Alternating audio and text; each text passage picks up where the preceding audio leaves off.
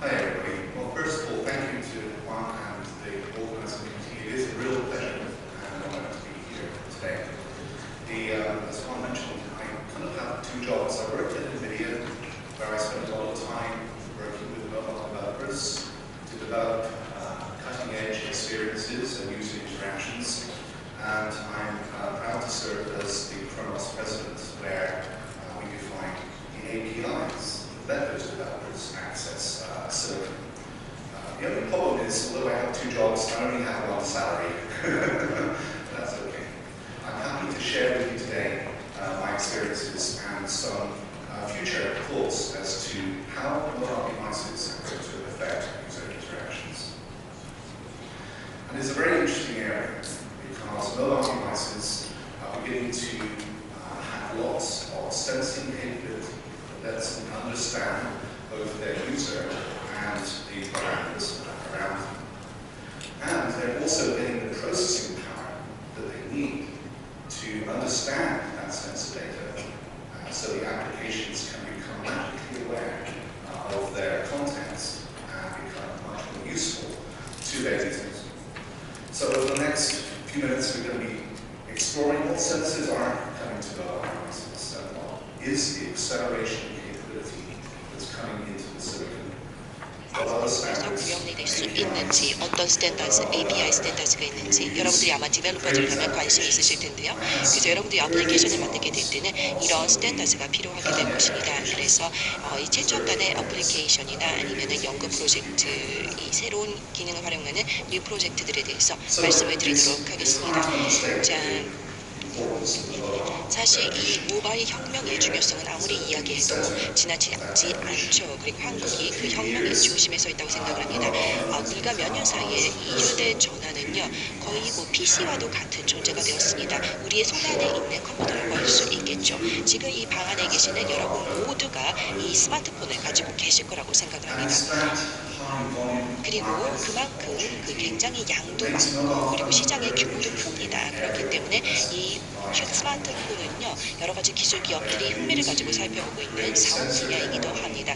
이들은 이 센서 기술이나 실리콘 기술 이런 것들을 위해서 수십억 달러의 돈을 투자를 하고 있습니다.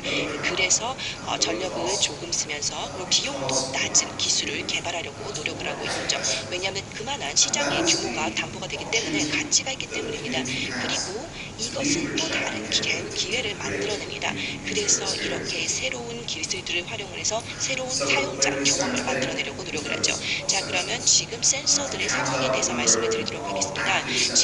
우리가 잘 활용하게 되는 스마트폰에 들어가게 되는 액티브 센서의 수를 세봤더니 22개가 나오더라고요. 여러분들은 아마도 더 높은 숫자를 대실 수도 있겠는데요.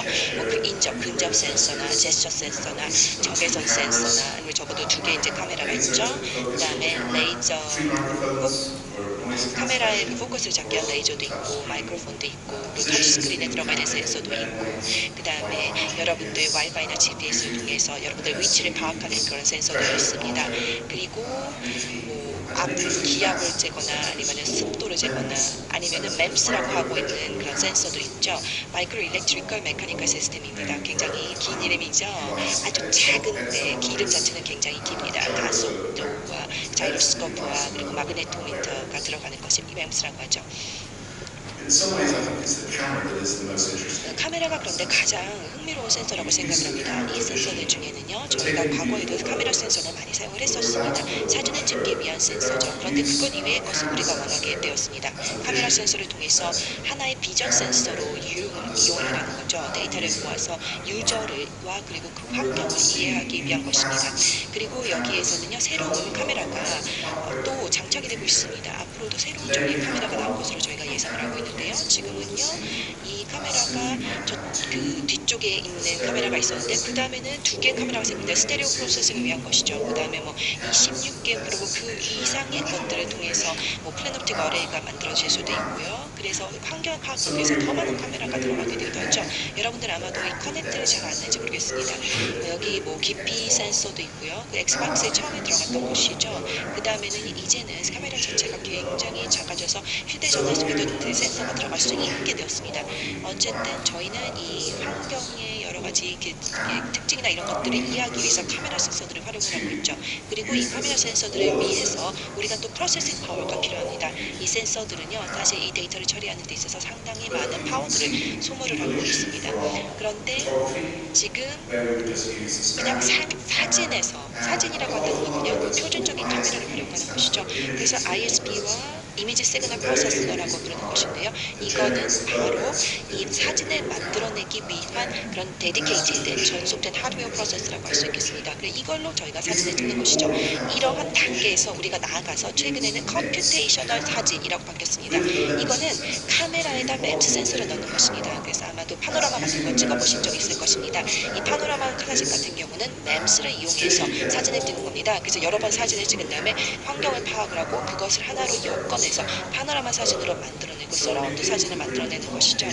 그래서 그거는 바로 단순히 사진을 찍는 게 아니라 컴퓨테이션, 계산을 시작하게 됐다는 것입니다. 그리고 지금은 저희가 모바일 비주얼 컴퓨팅으로 들어가는 단계에 있다고 할 수 있겠습니다. 여기에서는 카메라나 깊이 카메라나 스테레오 카메라 이런 것들을 GPU와 함께 데이터를 처리를 해서 훨씬 더 그런 첨단의 인터랙션을 만들어내고 환경을 파악하는 것입니다. 그리고 이런 그런 비주얼 컴퓨팅이라는 것은요, 사람들이 이 그래픽이나 그리고 비전 프로세싱이 함께 결합될 수 있다는 걸 이해하기 시작했다는 단계에 있습니다. 이 두 개가 서로를 간에 그 offset을 할 수가 있죠. 그래픽 같은 경우는요, 이 수학적으로 씬을 해결을 하는 것입니다. 그래서 게임에 많이 활용이 되기도 하죠. 그래서 이러한 데이터를 이미지로 만들어내는 것입니다. 그래서 여러분들의 게임이나 아니면 스크린으로 펼쳐내는 것이죠. 이런 비전 프로세싱 같은 것은 완전히 반대입니다. 이것은 그 카메라에서 이미지를 잡아서 그것을 데이터로 만들어내는 것입니다. 그럼 반대 방향으로 가는 것이라고 할 수 있겠죠. 그래서 그를 통해서 인포메이션을 만들어내는 것이죠. 그런데 비주얼 컴퓨팅은 이 두 개가 다 같이 섞인 것이라고 할 수 있겠습니다. 그래서 이 왼쪽에 보시면은요, 이 증강현실입니다. 이것은요, 그 노트북으로 만들어낸 유리잔입니다. 이거 사실 다 나머지 그 큐브들은요, 실제 큐브인데요. 이 유리잔 같은 경우는요, 가상 유리잔입니다. 만들어낸 홀로그램인 것이죠. 그런데 굉장히 현실적으로 보입니다. 여기에 빛이 그대로 굴절이 되고 그리고 반사가 되기도 합니다. 그런데 이것이 바로 우리 그래픽 테크놀로지가 그 비전 테크놀로지와 섞였기 때문에 가능한 것입니다. 비전 프로세싱을 통해서 환경을 파악하게 됩니다. 그래서 이를 통해서 그 그래픽 테크닉으로 여러 가지 빛이 어디서 들어오고 있는지, 그리고 이것이 환경에 어떤 영향을 미치는지 그런 정보를 만들어내서 그거를 바탕으로 바로 이런 가상 물질을 실제와 똑같이 만들어내는 것입니다. 그러니까 이 비주얼 컴퓨팅은요, 현실 세계와 그런 가상 세계를 섞어서 굉장히 파워풀하게 만들어내는 것이죠. 그리고 이러한 기능이 앞으로 모바일에 탑재될 것입니다. 이제 여러분들이 이제 유저 경험이라는, 사용자 경험이라는 게 단순히 컴퓨테이션 포토그래피면서 이제는 뭐 얼굴을 인식한다거나 몸을 인식한다거나 아니면 제스처 모션을 인식한다는 것이죠. 그러니까 폰에게, 휴대전화에게 여러 가지 모션이나 얼굴 표정을 지시를 내리면은 그것을 따라가는 것이죠. 그 다음에는 이제 3D로 옮겨가고 있습니다. 그래서 새로운 물체를 재구성하는 것이고, 그리고 마지막으로는 증강현실입니다. 그것은 이런 가상현실을 실제 현실에 더 씌워서 하나의 레이어를 추가해서 만드는 방향이라고 할 수 있겠습니다. 자, 그러려면은 아주 많은 프로세싱 파워가 필요하죠. 그나마 희소식은요, 이 모바일이 계속해서 이렇게 빠르게 정보를 처리해 나가고 있다는 것입니다. 여기 엔비디아에서 만들어낸 자료인데요. 여기서 테그라라는 모바일 칩이 있습니다. 2011년에 테그라 2가 나왔었는데요. 내년에는 에리스타라고 하는 것이 2015년에 출시될 것입니다. 그런데 불과 4년 만에 이 퍼포먼스 자체가 100배가 증가가 되었습니다. 그러니까 지금 프로세싱 파워가 아주 크게 진보를 하고 있기 때문에 문제가 해결이 되고 있는 것이라고 생각을 하는데, 사실은 그렇지가 않습니다. 왜냐하면 지금 이 전력 소모가 그만큼 많아지기 때문입니다. 그것은 배터리에서 어느 정도의 전력이 필요하느냐는 것인데, 이 모바일 디바이스 같은 경우는요, 이 시간당 쓸 수 있는 전력 자체가 제한이 되어 있습니다. 너무 많은 전력을 쓰게 된다면 모바일 기기가 너무 뜨거워지죠. 그래서 그것 자체로 불이 붙을 수도 있고, 그렇게 되면 안 되니까, 그렇게 되면 절대 안 되죠. 그렇게 되지 않기를 바랍니다. 그래서 스스로 차단을 하게 되죠. 그리고 태블릿 같은 경우는 더 많은 전력을 소모하게 되는 경우가 있고, 휴대전화는 24W인데 랩탑 같은 경우는 30에서 90W 정도가 되죠. 그리고 사람들이 이제 증강현실을 많이 원하게 될 텐데 이런 기능을 사용하게 되려면은요 아무래도 그 와트를 많이 사용하지 않으면서도 우리가 이 기능을 사용하는 방법을 활용을 해야만 이 작은 배터리로도 하루 종일 사용을 할 수가 있습니다. 아직까지는 우리가 이것을 해내지 못하고 있습니다. 스니커 업계에서는 이게 가장 큰 과업이라고 할 수가 있죠. 자, 그렇다면 우리가 어떻게 무엇을 해야 하는 걸까요? 지금 스니커 업계에서 제가 가지고 있었던 문제를 제가 말씀을 드렸죠. 그거는 바로 더 많은 트랜지스터가 들어가만 합니다. 우리가 더 많은 기능을 활용하려면요. 그런데 이 디바이스 자체가 굉장히 작죠. 지오메트리 차원에서 그렇습니다. 그래서 이 어떤 파라미터 같은 경우는 스케일링이 안 됩니다. 예전처럼 그 크기가 조정이 안 되죠. 그 크기 자체가 줄어들게 되는데도 이 전력이 자체가 뭐 트랜지스터가 4개가 늘어나고 있고 그리고 케이퍼빌리티가 8개가 되면은 우리가 이 볼테이지가 2배로 줄어들어가게 해서 결국에는 같은 전력을 소모하는 것이 과거에 가능했는데 이제는 그렇지가 않습니다. 이제는 똑같은 조건이 되면은 이 전력 소모가 4배가 돼야 합니다. 그래서 이 프로세스 요정이라는 게 있죠. 이 요정들이 더 많은 프로세스를 가져다 줄수록 더 많은 전력이 소모된다는 것을 유념을 해야만 하고 이 전력을 어떻게 배분할 것인지를 고민을 해야 할 것입니다. 그렇다면 어떻게 우리가 전력을 사용해야 할 것인지 그러면 이 전력이 어디서 가장 소모되는지를 먼저 분석해야 할 것입니다. 흥미로운 거는요. 우리가 언뜻 생각하는 것과 굉장히 다른 사실이 있습니다. 이 전력 소모가 어디서 가장 많이 되느냐를 살펴보게 되면은요. 사실 데이터를 이동시키는 게 한 장소에서 다른 곳으로 이동시키는 것, 즉 프로세스에서 메모리로 보내는 것 자체가 더 많은 전력 소모가 된다는 겁니다. 이 데이터를 더 막 계산하고 분석하는 복잡한 작업보다 단순하게 데이터를 이동시키는 게 훨씬 더 많은 전력이 소모된다는 어떻게 보면 우리 상식에 어긋나는 사실입니다.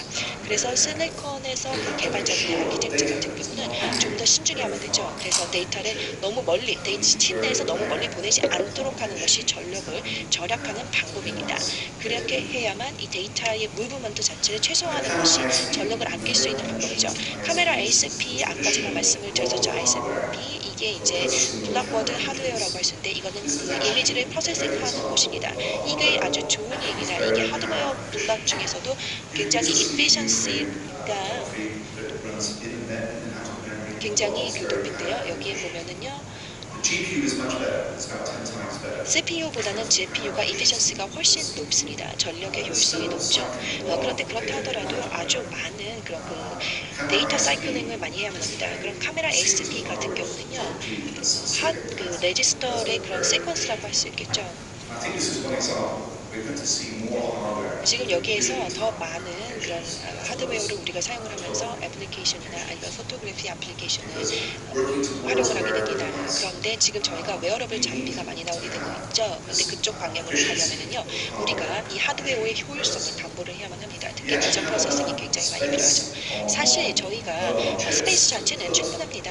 이 모바일 칩 내에서는요, 더 많은 트랜지스터를 넣을 수 있는 공간 자체는 충분합니다. 하지만 전력이 이들을 한꺼번에 켜고 그렇게 킬 수 있는 그런 전력 자체가 굉장히 부족한 것이죠. 그래서 우리가 동시에 이들 트랜지스터를 켤 수 없다는 것. 그래서 우리가 이걸 다크 시리콘이라고 부르기도 하거든요.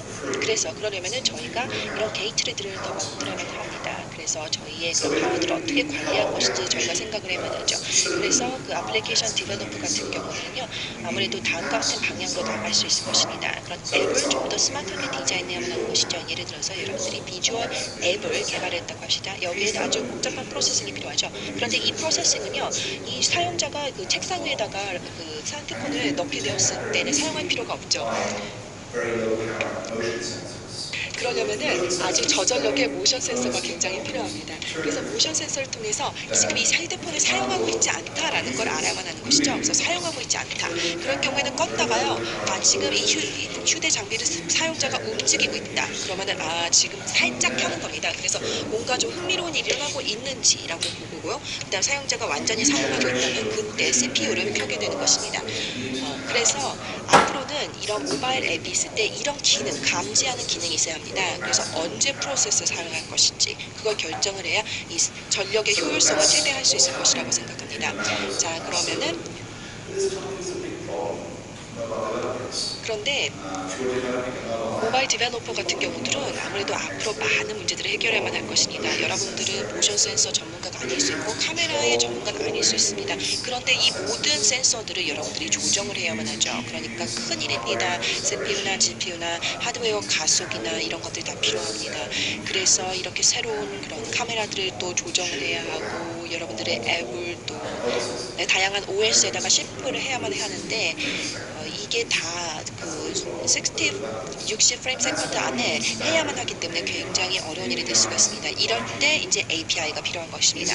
API는 이 디벨로퍼들에게 쉽게 사용할 수 있도록 해줘. 그래서 이 실리콘 케이퍼빌리티를 사용할 수 있는 그런 랭귀지를 제공합니다. 그때 이제 크로노스 그룹이 여러분들에게 도움을 줄 수 있는 것입니다. 크로노스 그룹 같은 경우는요, 저희 오픈 스탠다드 API를 제공을 하고 있습니다. 여기에 이제 멤버들이 들어가 있는데요. 한국 기업들도 많이 있습니다. 약 120여 개의 그런 기업들이 이 API를 여러 가지 개발하고 정의하기 위해서 노력을 하고 있습니다. 이 API 같은 경우는 로열티를 지급할 필요 없고요. 누구든 자유롭게 사용을 할 수가 있습니다. 제가 말씀드렸듯이 사실 이게 굉장히 많은 곳에서, 많은 OS에서 사용이 되고 있습니다. 수십억 명의 사람들이 이 API를 매일매일 사용을 하고 있습니다. 그에 대해서 저희가 아주 자부심을 느끼고 있고요. 자, 여러분들한테 이 짧은 동영상을 보여드리도록 하겠습니다. 2분 정도 되는데요. 여기에 이제 API들이 중에서 어떤 것들이 개발되고 있는지 그리고 어떻게 사용될 수 있는지를 빨리 보여드리도록 하겠습니다.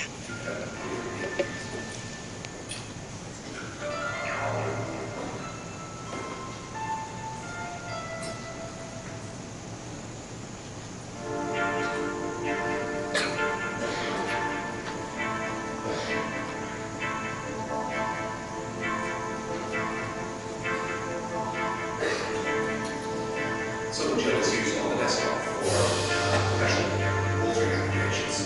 네, 여기 데스크탑에서 사용을 하고요. 그리고 오픈셀 같은 경우는요, 이 벽면 프로그래밍 그 인바이러먼트라고 할 수 있겠습니다. 그래서 데스크탑에서 시뮬레이션을 하는데 활용이 되죠. Collada is a cross format. 칼라다 같은 경우는요, 크로노스 포맷으로요, 이 3D 포맷이라고 할 수 있겠습니다. 그래서 3D로 이제 변경하는 것이고요. 오픈 GLES는요, 이 모바일 장비나 기기들을 향한 스탠다드라고 할 수 있습니다.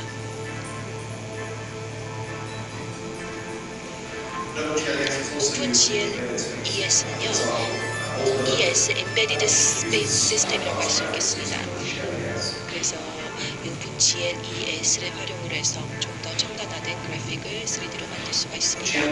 이 GL 같은 경우는요, 메모리를 컨피겨링 하는 데 사용이 됩니다. 예를 들어서 다양한 그런 카메라에서 수집하게 된 그런 데이터들을 GPU 내에서 처리하는 것입니다. 그 다음에 우리가 미디어 API가 있는데요. OpenSLES입니다. 이것도 이 오디오 API입니다. 안드로이드에서 구동되고요. 그리고 오픈맥스가 있습니다. 이것 또한 이 비디오 스트리밍을 위한 API입니다. 안드로이드 OS상에서 구현됩니다.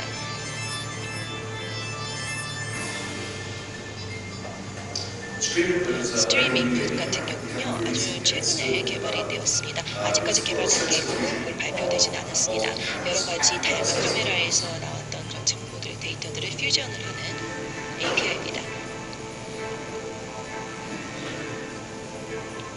오픈 VX 같은 경우는요, 비전 그런 가속화 API입니다.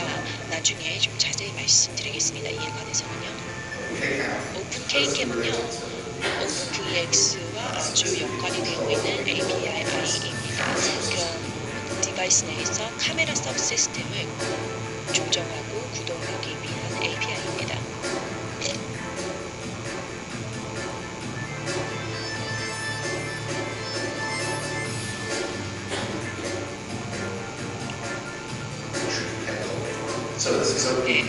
컴퓨터가 안정적으로 해서 맞죠. 오픈 GLSC입니다. 굉장히 중요합니다.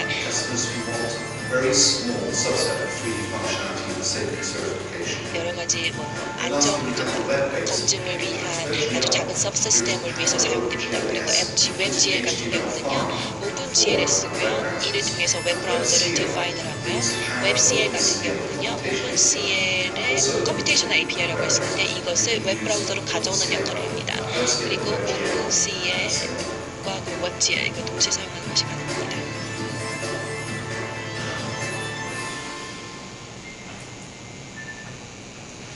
So that gives you an idea. We actually have around 13 active.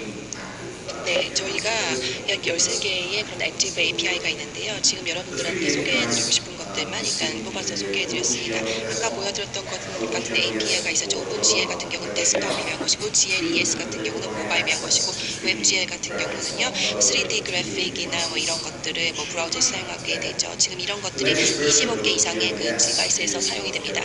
지금 OpenGL ES 3.1이 가장 최근의 버전이라고 생각합니다. 2014년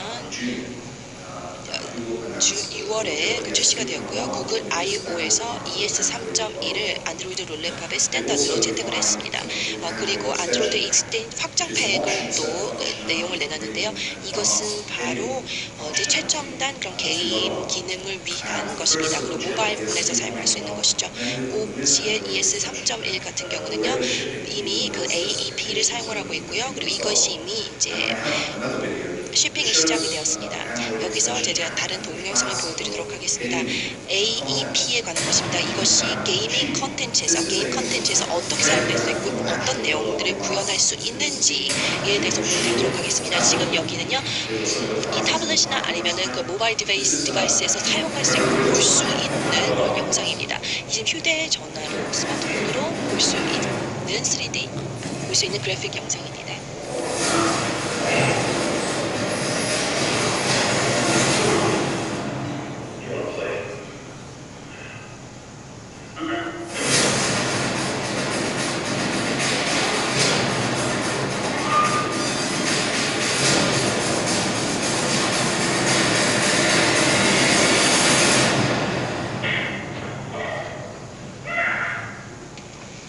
So that was actually running on the Unreal Engine 4. 예. Full desktop Unreal Engine 4. Unreal Engine입니다. 이게 지금 그 휴대전화를 위해서 뭐 그 스펙을 줄인 게 결코 아니고요. 데스크탑에서 볼 수 있는 것과 똑같이 볼 수 있습니다. 그러니까 이제 모바일에서 3D 컨텐츠 자체도 이제 굉장히 증가를 발전을 하고 있는 것이죠. 자, 지금 버추얼 리얼리티 가상현실 같은 경우도 아주 많이 사용하고 있는 유저 인터랙션이라고 할 수 있겠습니다. 여러분들 중에 잘 알고 계시는 분들도 있을 겁니다. 지금 이 장비를 이렇게 머리에다 쓰게 되면은요, 여기에서 이제 시야장이 만들어지는데요. 이걸 보면은 가상현실, 진짜 현실처럼 느껴지는 겁니다. 프레젠스라고 하면 존재감이라고 하는 건데요. 실질적으로 여기 있는 것 같다는 것. 그러니까 여러분들 무의식 속에서 여러분들이 보고 있는 그런 영상이 내 앞에서 바로 펼쳐지고 있다는 것을 설득할 수 있는 것을 우리가 가상현실이라고 합니다. 저도 한번 경험을 해봤는데요. 사실 소름 좀 끼치더라고요. 지금 굉장히 아주 높은 탑에 서서 밑을 내려다보는 그런 그 영상이었습니다. 그래서 무의식상으로는요, 앞으로 발을 내딛지 말라고, 떨어질 것 같다고, 너무 높은 곳이라고 이렇게 제가 느꼈습니다. 마치 그리고 제가 땅에서 했는데도 가상현실로 높은 탑에 있는 것처럼 보니까 굉장히 무섭더라고요.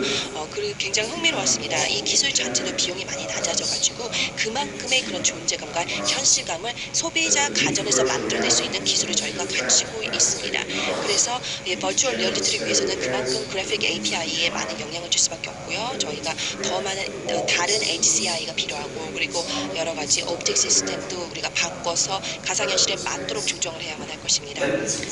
그리고 레이턴시 같은 경우는 굉장히 중요한 문제죠. 이거는 여러분들이 그 얼굴을 움직이게 되었을 때 이 시야가 잘 흐트러지고 제대로 잘 따라오지 못해서 그걸 레이턴시라고 하는데, 그게 뭐 어지럼증을 만들 수가 있고 어떤 사람들은 거기 예민하면은 구토감을 느낄 수가 있습니다. 그래서 우리가 이것을 방지하기 위해서 모바일 그래픽 드라이버를 잘 활용해야만 합니다. 그래서 이 프레임 4개를 그 프레임 1개를 줄인 것이 많이 도움이 되었습니다. 그 밖에 또 다른 첨단 기능들도 활용을 합니다. 우리가 다른 그 프레임이 이렇게 만들어지기 전에 여러 가지 머리를 이렇게 움직이게 된다면은요, 그때 여러 가지 동시적으로 내가 그 시야가 움직이는 것과 똑같은 그런 그 비동기식 와프가 생깁니다. 그래서 어떤 레이턴시도 없도록 만들게 되는 것, 그것이 앞으로 그 우리의 목표라고 할 수 있겠습니다. 그리고 이 UI 측면을 보게 된다면 우리가 제가 아까 말씀드린 것처럼 이 복잡한 상황에서 진짜 가상현실 속에 있을 때와 똑같은 프레젠스를 만들어내려면은 아주 신중을 해야만 할 것입니다. 그리고 특히 뭐 FPS를 하게 되거나 사람들을 뭐 전쟁터로 놓게 되는 그런 게임을 만들게 되었을 때, 그때 이렇게 복잡한 상황에서 이런 가상현실을 만들어내는 건 아직까지는 하지는 못하고 하고 있지만은요, 이것을 우리가 만약에 하게 된다면 굉장히 신중해야만 할 것입니다. 왜냐하면 이런 상황에 정말 있다라고 하게 됐을 때 전쟁터에 정말 가게 되는 느낌을 줘서 외상 후 스트레스 장애를 겪을 수도 있죠. PTSD라고 하는데요. 자, 그래서 그래픽 넘어가고요. 컴퓨팅에 대해서 말씀드리겠습니다. CPU, GPU, GSPU 같은 모든 환경이 있죠. 지금 보는 것은 퀄컴의 아키텍처 다이어그램입니다. 지금 사람들은요, API를 오픈CL로 컴퓨팅하기 시작했습니다. 그렇게 해서 모든 프로세서의 코드를 제너레이션 시키는 것이죠. 하나의 단일한 코딩 환경을 만들기 위한 것입니다. 자, 이 환경은 굉장히 단순합니다. 오픈CL 환경을 보게 되면요, API를 통해서 CPU가 되겠죠, GPU인지 아니면 DSP를 사용을 하는지 아니면 다른 하드웨어를 사용하는지 보게 됩니다. 그리고 C 언어로 코드를 만들 수 있는데요. ISO C99, C99를 사용을 하게 됩니다. 이것을 병렬 언어로 활용을 하고요. 그리고 런타임 API가 있어서 레코드를 컴파일링을 하게 됩니다. 그리고 프로세서에 다시 디스트리뷰션을 하게 되죠. 오픈CL은요, 이렇게 이식성이 가능하게 포터블한 형태로 만들어졌습니다. 지금 보고 계시는 회사들이 오픈CL을 이미 모바일 프로세서에 장착을 한 경우들입니다. 오픈CL을 프로그래머로만 활용을 하는 것은 아니고요. 언어에서 하이레벨 프레임워크로 사용을 하기도 합니다. 복잡한 이미지 프로세싱 언어로도 활용을 할 수가 있습니다. 그래서 컴파일러로도 활용을 해서 언어를 컴파일링하기도 하고요. 이렇게 되면은요, 굉장히 다양한 하드웨어 아키텍처에서도 오픈CL을 사용을 합니다. 이때 오픈CL은 컴파일러 타겟으로 활용이 되는 것이죠. 이렇게 오픈CL을 통해서 실리콘 밴더들을 활용을 하게 되고요. 그러면 당연히 효율적으로 시스템을 구동을 할 수가 있습니다. 오픈CL을 전통적으로 사용하던 방식은 이렇습니다. 오픈CL을 C 커널 소스로 활용을 하고요. 그리고 나서 이것을 컴파일러로 이용을 한 것이죠. 그런데 최근 들어서 사람들은 오픈CL을 컴파일러 백엔드로 사용을 하기를 원하고 있습니다. 그러면 프로세스가 훨씬 더 쉬워지고 오픈CL 스피어를 저희가 이제 스피어이라고 부르는 건데요. 스피어로 활용을 할 수가 있게 되는 것입니다. 스피어라는 것은 훨씬 더 쉽게 사용을 할 수 있는 컴파일러 타겟이라고 보시면 됩니다. 그래서 컴퓨테이션을 할 때 이 스피어를 활용을 하면은 오픈CL C 런타임을 훨씬 더 쉽게 활용을 할 수가 있습니다. 그래서 여기 서로 다른 언어와 프레임워크가 있기 때문에 스피어가요, 오픈CLC보다 훨씬 더 쉽게 컴파일러 타겟으로 활용이 될 수가 있습니다. 그리고 시클이라는 것이 있는데요. 이 시클을 통해서 C++ 언어의 플렉시빌리티, 즉 유연성을 더욱더 쉽게 사용을 할 수가 있습니다. 지금 한 예를 들어 드리겠습니다. 모바일 디바이스에서 오픈CL을 사용을 했을 경우인데요. 이것은 비디오 컨퍼런스를 할 수가 있는 겁니다. 실시간으로 얼굴을 분석을 해서 애니메이션으로 만들어내고요. 그리고 모바일 기기에서 컨퍼런싱으로 사용을 할 수가 있는 것입니다. 그래서 게임 캐릭터를 사용을 해서 아바타죠, 일종의 이 아바타를 사용을 해서 비디오 컨퍼런스도 할 수가 있게 되었습니다. 애니메이션으로 활용하는 것이죠. 컴퓨팅 얘기했고 그래픽 얘기했습니다. 자, 그렇다면 비전 프로세싱이라는 것은 무엇일까요? 저희가 이렇게 새로운 카메라를 그리고 새로운 프로세스를 어떻게 합쳐서 활용을 할 수가 있을까요? 그리고 디바이스에 장착이 되어 있는 센서는 그때 어떻게 구동이 될까요? 오픈KCam이라는 것은요, 카메라 프로세싱을 담당하는 API입니다. 오픈KCam은요, 이미지 스트림을 만들어서 카메라에 활용을 할 수 있게 하고요. 오픈VX는 비전 가속화 API입니다. 그래서 이미지를 차용을 해서 데이터를 이해를 하게 되고요. 그리고 스트림 인풋이라는 것은요, 카메라 데이터를 다 MEMS나 아니면은 디바이스 센서에다가 뿌려주는 역할을 하게 됩니다. 오픈KCam은요, 굉장히 최신 스펙입니다. 그래서 1.0 버전이 최근에 출시가 되었고요. 크로노스 멤버스에서 활용을 하고 있습니다. 이것은 표준화된 액세스로서 하드웨어 접근을 할 수가 있게 되는데요. 모든 디벨로퍼들이 사실 지금 시장에 나와 있는 API 플랫폼으로 본인들이 원하는 그 스펙을 다 만족을 하지 못하고 있습니다. 그래서 사진을 프로세싱하거나 이런 경우에는 블랙박스나 팬을 사용을 하게 되는데요. 중에서 오픈 캠을 사용을 하게 되면은 액세스가 훨씬 더 넓어집니다. 그러면 기능성도 더 많이 확보가 되고요. 그리고 새로운 타입의 카메라를 전부 다 지원을 할 수가 있게 됩니다. 시장에 어떤 카메라가 출시가 되더라도 지원이 됩니다. 그리고 오픈 VX로 넘어가게 되는데요. 오픈 VX야말로 비전 프로세싱의 핵심이라고 할 수 있습니다. 제 크로노스 패밀리에서 선보이는 비전 프로세싱의 핵심입니다. 비전 가속화, 비전 악셀러레이션을 담당을 하게 되고요. 그리고 어떤 전용 하드웨어에다가 적용을 시킬 수도 있습니다. 오픈VX는 1.0이 몇 주 전이죠. 2014년 10월에 출시가 되었고요. 그리고 오픈소스 샘플 임플리멘테이션이 곧 나오게 될 것입니다. 그래서 제가 보기에는 오픈VX를 금방 시장에서 만날 수가 있을 것 같습니다. 오픈VX의 전력 효율을 성공적으로 이끌 수 있었던 것은요. 일단 디벨로퍼 입장에서는 본인들이 원하는 이미지를 프로세싱하기가 훨씬 쉽다는 거였습니다. 그리고 저희가 노드를 사용을 하게 되는데요. 디벨로퍼는요, 노드를 서로 연결을 시켜서 비전 프로세싱의 플로우를 자신들이 원하는 방식으로 만들어낼 수가 있습니다. 그리고 디벨로퍼가 이렇게 그래프를 만들어내게 되면은요, 오픈VX를 실행을 시켜서 그래프의 실행을 최적화할 수 있습니다. 그러면 어떻게 하면은 그래프를 하드웨어에서 가장 최적화해서 구현시킬 수 있는지에 대한 아이디어를 사전에 얻을 수 있게 되는 겁니다. 지금 오픈VX의 기능을 정리를 해드렸는데요. 전부 다 말씀드리지는 않겠습니다. 다른 애플리케이션들이 필요로 하는 모든 기능은 기본적으로 들어가 있고요. 그리고 하드웨어 액셀러레이션을 위한 기능은 전부 다 포함을 시켰습니다. 만약에 오픈VX에서 또 하나 장점은요. 원하는 기능이 있다면 추가적으로 계속해서 추가를 하는 게 가능합니다. 컴퓨터 비전에서 일하시는 분들은요, 오픈CV에 대해서 이미 들어보셨을 것입니다. 이것은 굉장히 많이들 사용하시는 컴퓨터 비전 API죠. 그리고 프로토타입을 하는 데에는 굉장히 좋은 환경에 구현되는 것으로 유명합니다. 새로운 비전 프로세싱 테크닉을 구현을 할 때는 오픈CV가 상당히 좋습니다. 그런데요, 저희가 보기에 오픈CV와 오픈VX는 서로 상호 보완이 되는 것 같습니다. 오픈VX 같은 경우는 훨씬 더 레인지가 넓고요. 그리고 사람들이 프로덕션 코드로 오픈CV를 잘 사용을 하지는 않습니다. 그런데 오픈VX는요, 이미 순응도 테스트, 즉 컨퍼런스 테스트를 하기 때문에 여러분이 모바일 디바이스에 장착하고자 하는 어떠한 하드웨어든 간에 신뢰성 있게 애플리케이션을 구동할 수 있다는 장점이 있습니다. 저희가 오픈CL과 오픈GLES에 대해서 이야기를 드렸죠. 오픈CL과 오픈GLES 같은 경우에는 당연히 비전 프로세서를 할 수 있습니다. 오픈CL만 사용을 하더라도 가능합니다. 지금 현재 그렇게들 많이 하시고요. 그런데 왜 오픈VX를 말씀을 드리냐면요. 오픈VX가 겹친다고 볼 수도 있지만은요.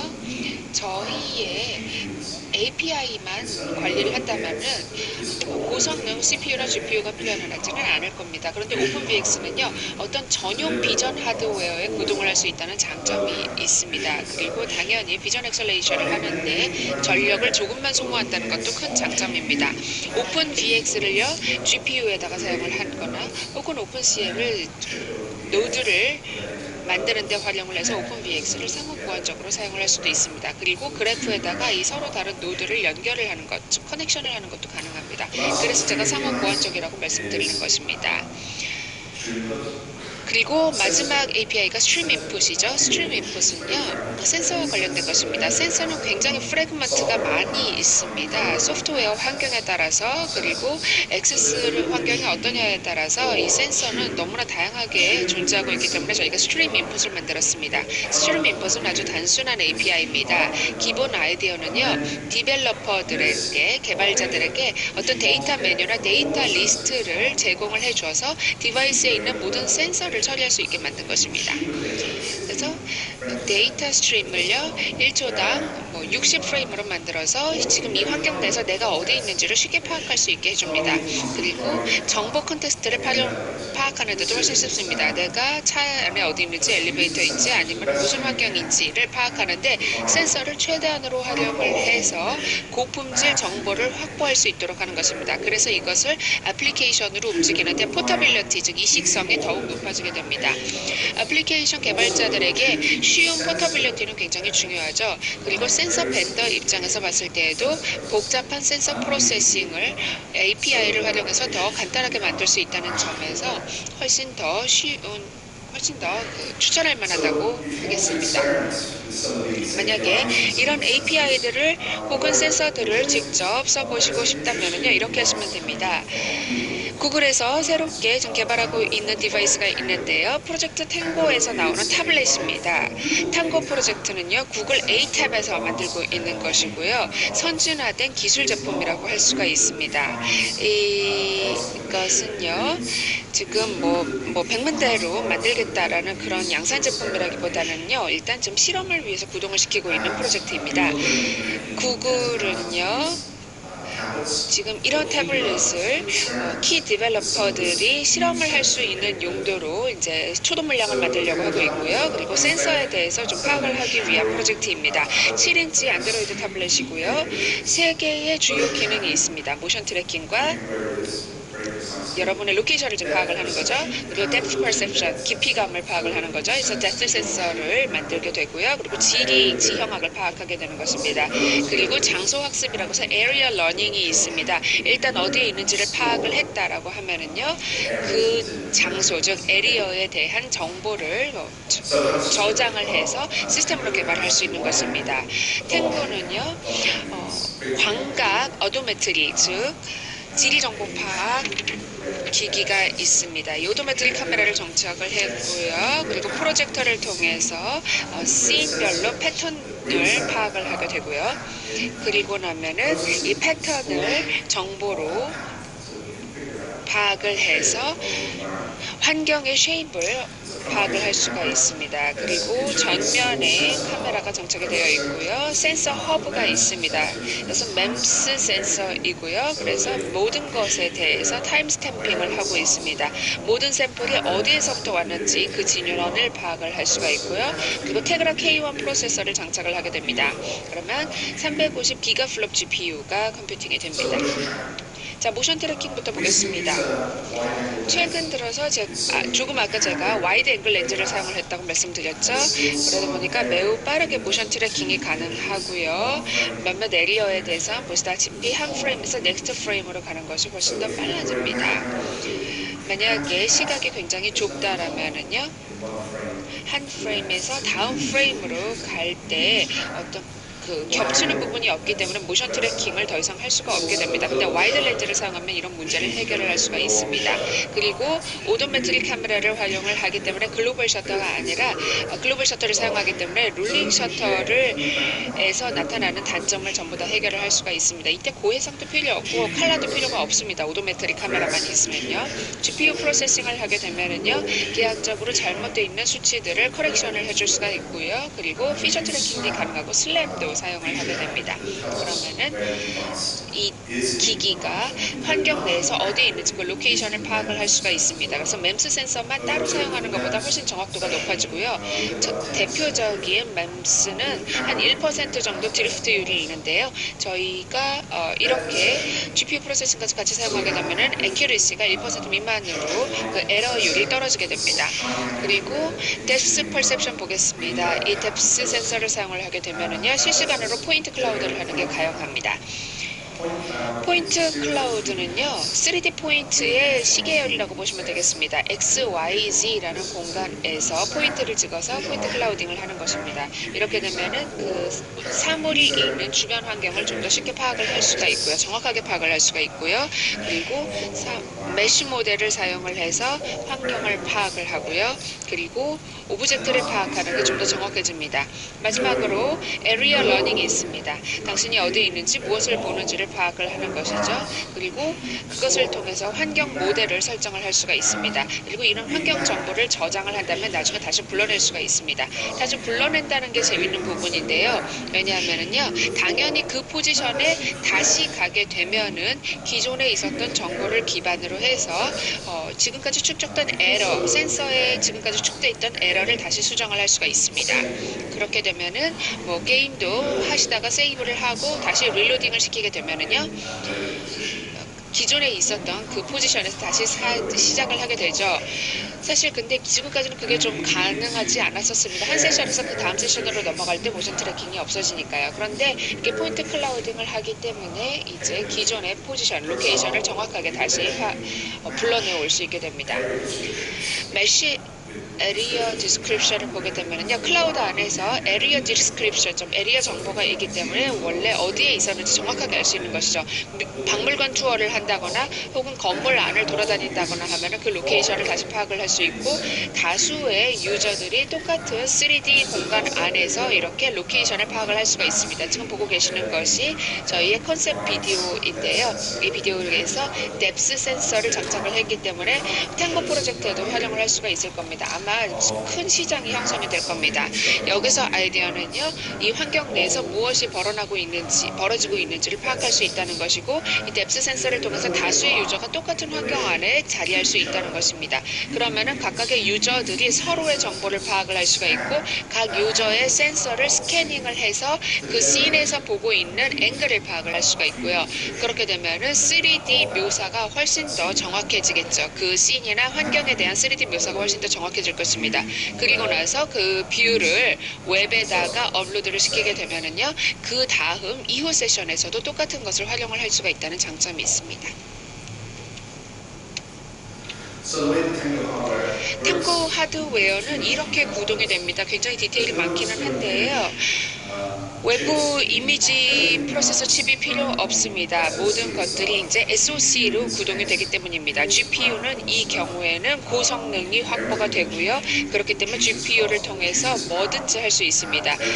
뭐 코스트나 전력이나 이런 것도 최소로 만들 수가 있고요. 플렉시빌리티도 더 개선이 됩니다. 오토매틱 카메라가 있어서 세컨드당 30프레임이 확보가 되고요. GPU 로드는 15% 정도 됩니다. 뎁스 디코더도 있습니다. 뎁스 디코더 같은 경우에는요, 3에서 5 FPS 정도가 되고요. GPU 로드는 8%밖에 되지 않습니다. 그리고 GPU 성능뿐만 아니라요, 센서 프로세싱에 대해서도 얘기를 해야 되는데요. 굉장히 복잡한 3D 그래픽도 이제 처리를 할 수가 있게 됩니다. 같은 디바이스에서 같은 시기에 리얼 엔진을 구동을 할 수 있다는 것이죠. 그리고 센서 허브가 있다고 말씀을 드렸는데요. 이 센서 허브 프로세스가 시스템 클락을 사용하기 때문에 모든 센서 스트림에 스탬핑을 하는 것도 가능합니다. 타임스탬프는 그래서 이 탱고 타블렛에서 굉장히 중요한 파트 중에 하나이고요. 그리고 무엇보다도 센서 타임라인을 통해서 센서 데이터를 전부 다 확보할 수 있다는 장점이 있습니다. 왼쪽 박스를 보시게 되면은요, 소프트웨어 칩이라고 보시면 됩니다. 그래서 탱고 디바이스에 사용되는 소프트웨어 칩이고요. 안드로이드 카메라 API를 사용을 하고요. 오픈키 캠이 지금 이렇게 널리 활용되지는 못하니까요. 이렇게 되면 포지션 데이터를 일단 생성을 하게 되고요. 그것이 클라우드에 올라오게 됩니다.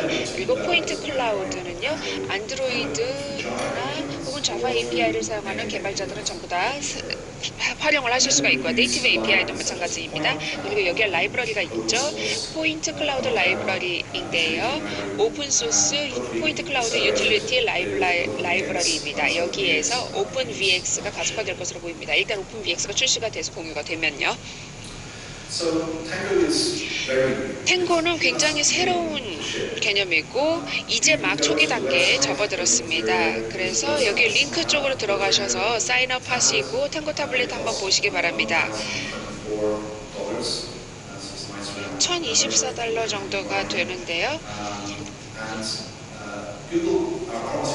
그리고 구글에서요, 이 탱고 타블렛을요, 관심 있는 사람에게는 모두 지금 보여주고 있습니다.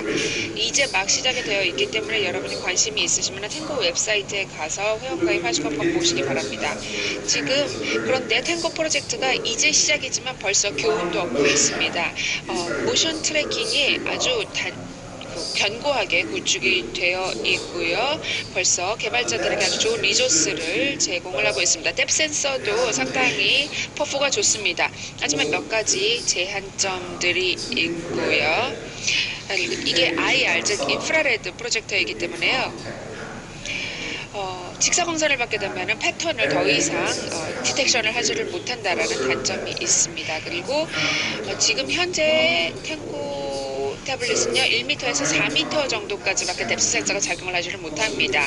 그리고 스캐닝을 해야 되는 그 물체가 있었을 때에도 어느 정도 리미트가 있습니다. 그래서 소비자들의 그 니즈에 맞게 뎁스 센서를 만들려고 하면은요 이제 멀티플 센서 타입을 활용을 해야 될 것입니다. 그렇게 함으로써 스테레오를 통해서 직사광선에서도 파악을 할 수 있고 그리고 레인지를 더 넓게 만들어서 데이터를 파악하는 것도 저희가 좀 더 작업을 해야 되는 부분이고요. 그리고 각기 다른 뎁스 센서를 전부 다 한 곳에 모아서 견고한 컨슈머 즉 소비자들에게 맞는 뎁스 레인지를 확보하는 것이 필요합니다. 아직까지 거기까지는 가지 못했습니다. 하지만 탱고는 지금 학습 플랫폼이기 때문에 이 부분에 대해서 금방 다 수정이 될 것으로 보고 있습니다. 자, 이런 애플리케이션 에리어에서 저희가 첫 번째 유스 케이스를 설명드리면은요. 몇 가지 그룹으로 나눌 수가 있는데요. 일단 유저 인터랙션이 개선이 되었고요. 아까 몇 가지 예시 보여드렸죠. 게이밍 분야는 뭐 말할 것도 없고요.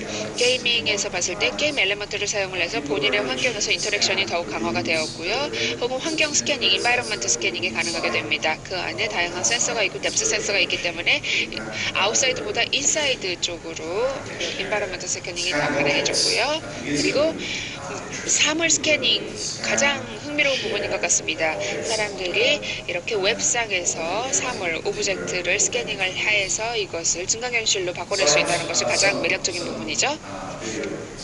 자, 그리고 몇 가지 비디오 동영상을 또 보여드리겠습니다. 지금 이것이 지금 AR, 즉 증강현실의 애플리케이션이라고 볼 수가 있겠습니다. 증강현실 SDK로 바꾼 것인데요. 아이디어는 간단합니다. 유럽에서 굉장히 유명한 가구사인데요. 이 카탈로그에서 이 애플리케이션을 구동을 하시게 되면요. 아이키아입니다. 이케아인데요. 이케아 카탈로그에서 이것을 우리 구매자의 공간으로 옮겼을 때 어떻게 될지 직접 실험을 해볼 수 있는 것이고 유럽에서 굉장히 소비자들이 관심을 보이면서 활용하고 있는 기능입니다. 저희가 아까 처음에 봤었던 그 글라스처럼 이렇게 와닿지는 않을 수 있는데요. 지금 오른쪽을 보시게 되면은요, 저희가 아주 초기의 프로토타입으로 개발을 하고 있는 중입니다. 지금 이 테이블이랑 이런 것들은 진짜인데요. 의자는 가상입니다. 그래서 테이블이 지금 이렇게 보시다시피 의자를 가렸죠. 이런 식으로 지오메트리를 파악을 할 수가 있는 것입니다. 뎁스 센서를 통해서요. 아직까지는 조금 완벽한 단계라고 할 수는 없습니다만은요. 지금 최초 1단계로서 증강현실로 엎어내는데 아주 유용하다고 볼 수가 있습니다. 애플리케이션 샌프란시스코에 있는 앱 개발자가요. 지금 이런 식으로 인테리어를 스캐닝을 하는 그런 프로그램을 만들었습니다. 이 지금 보고 계시는 것이 가장 신세대 인테리어 스캐닝 앱이라고 볼 수가 있는데요. 이렇게 여러분의 집이나 이런 것을 적용을 해서 온라인상으로 흥미롭게 이런 식으로 그 뎁스 센서를 활용을 시킬 수가 있습니다. 트라이포드에 원래는 카메라를 놓고 삼각대로 그 사진을 찍어서 증강현실을 만들었지만은요, 이제부터는 노트북이나 아니면 모바일 폰을 들고 그냥 집을 그냥 투어만 하면 됩니다. 그러면 모바일 기기에 장착이 되어 있는 뎁스 센서를 통해서 인바이런먼트를 러닝을 하게 되고, 그리고 그 정보가 전부 저장이 되어서 모바일 디바이스로 업로드가 되는 것입니다. 아마 시장에서 굉장히 흥미로워할 수 있는 유스 케이스라는 생각이 듭니다. 그리고 마지막으로 모델 캡처를 말씀을 드리고 싶은데요. 이 모델 캡처도 역시 안드로이드 타블렛에서 구동이 되는 프로토타입입니다. NNT 프로덕트라는 영국에 있는 회사에서 지금 진행을 하고 있는 프로젝트인데요. 공공공원에서 이렇게 파이프에다가 태블릿을 얹어서 활용을 하는 모습입니다. 지금 데이터가 충분하게 있지 않는 경우에는 노란색으로 이렇게 표시가 되는데요. 클라우드로 올 필요도 없이 그냥 모바일 디바이스에서 프로세싱 파워를 그렇게 많이 사용하지 않고 3D 모델로 변환을 시켜줍니다. 실시간으로 말이죠. 그리고 이 변환된 그 이미지를 애플리케이션이나 아니면 다른 소프트웨어로 업로드를 시킬 수가 있습니다. 이렇게 각기 다른 미디어 타입은 이미 사회적으로 많이 사용이 되어 있기 때문에 모바일 기기를 통해서 사진을 찍고 업로드를 하고 그것을 공유하는 것은 이제 굉장히 쉬워졌죠. 그리고 이런 것들을 유튜브나 아니면 다른 동영상 공유 사이트에서 공유를 하고 있습니다. 하지만 이것을 3D 모델로 만드는 것은 굉장히 어렵습니다. 이 부분이 가장 어려운 프로세스가 될 것 같습니다. 그래서 3D를 이미지를 동영상이나 아니면 사진처럼 캡처를 해서 이것을 업로드를 시키는 방법을 저희가 생각을 해봤습니다. 이것도 또한 새로운 페이스북이나 유튜브의 기회가 될 것 같습니다. 이렇게 이제 정리를 해봤고요. 크로노스 API를 만드는 것은 굉장히 어려운 부분입니다. 하지만 저희의 API는 항상 모든 것들이 서로 연결되어서 사용을 할 수가 있습니다. 가속화된 증강현실이라던가 아니면 저전력 소모 이런 것들이 저희의 그 핵심이고요. 그리고 무엇보다도 API를 전부 통합 구동해서 사용할 수 있다는 점에서 증강현실 애플리케이션에 더욱 도움이 될 것입니다. 오픈KCam 그리고 비전 프로세싱 을 할 수 있는 오픈VX 스트림 인풋도 있죠. 스트림 인풋은요 모든 이미지 스트림을 카메라로 전부 다 만들어 올 수가 있고요. 그리고 오픈CL이나 오픈GL에서 사용을 해서 3D 증강현실을 만들 수 있는 것까지 저희가 모두 담당을 하고 있습니다. 저희가 이렇게 이런 다이어그램을 만들 수 있었던 것도 처음입니다. 모든 API는요 개방형 표준입니다. 물론 아직도 해야 할 일이 더 많습니다만은요. 지금까지 굉장히 잘 해왔다라고 자평을 하고 있습니다. 자, 이제 마지막으로 말씀을 드리겠습니다. 여러분께서 새로운 센싱 캐파에 대해서 어느 정도 인사이트를 얻으셨기를 바라고요.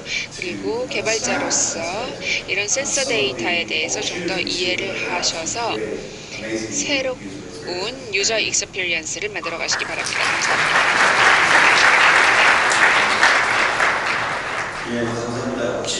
Thank you so much. If you have any questions, please raise your hand. 질문을 준비하시는 동안 제가 잠시 광고를 하면 I'll make some announcement 저는 for promotion. 조직위원장이기도 하지만 I am the chair of the organizing committee, but I am also in charge of the Korean market under the Kronos Group. So if you want to be a member of Kronos Group, an individual or institute, my email address is on your name tag.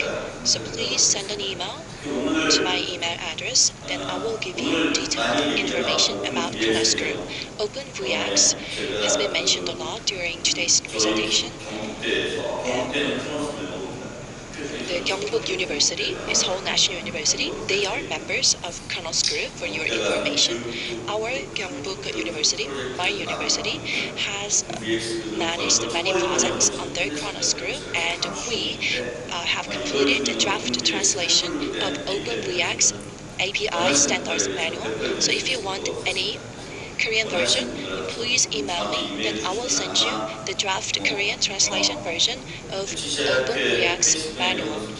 Then through HCI or Facebook account, I will promote the fact of the release of the Korean version, and if you send any request, then I will give you a response as soon as possible.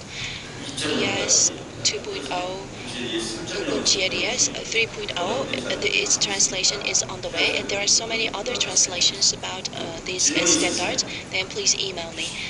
If you have any questions, please raise your hand. 질문이 있으신가요? If none,